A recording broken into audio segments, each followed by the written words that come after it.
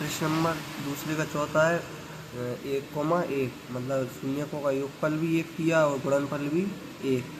Solve करेंगे हम हल। सबसे पहले लिखते हैं दिया है शून्यकों का योगफल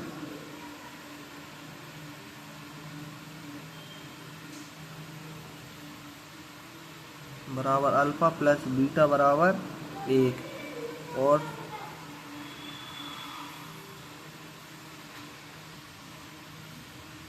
शून्यकों का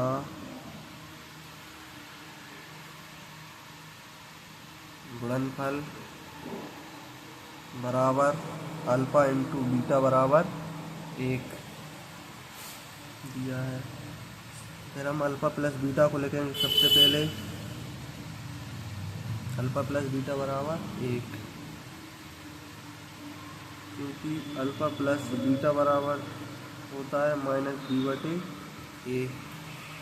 इसको हटाकर लिख देंगे हम बी बटे ए बराबर में 1 है, बटे में कुछ नहीं है तो 1। ये वाला माइनस इस साइड पहुँचाना है तो बी बटे ए बराबर माइनस 1 बटे 1 ये हो गया योगफल।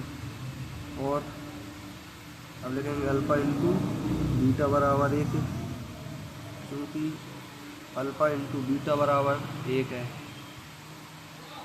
मतलब अल्फा इंटू बीटा बराबर सूत्र होता है इसका भी सी बटे ए।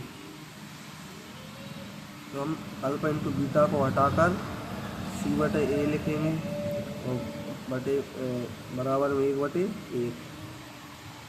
दोनों के बटे में 1 आ गया, ए का मान 1 जैसा है तो हम ए बी सी के मान निकालेंगे यहाँ से। यहाँ ए बराबर ए के सामने वाला नंबर 1, बी बराबर बी के सामने वाला नंबर -1 और सी बराबर सी के सामने 1 दिया है, क्योंकि द्विघात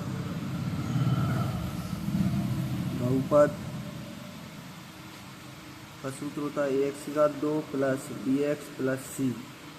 अब इस बहुपद में हम ए बी सी के मान रख देते हैं। ए का मान 1 x2 प्लस बी का मान -1 x प्लस ए का मान 1 का गुणा जब x में करेंगे तो x2 प्लस माइनस होता है माइनस x का x हो जाएगा, x एकम x प्लस 1 का 1।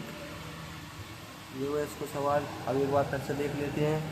हमें 2 नंबर दिए हैं, जिसको पहले को मानते हैं हम शून्यकों का योगफल और दूसरे वाले को मानते हैं शून्यकों का गुणनफल।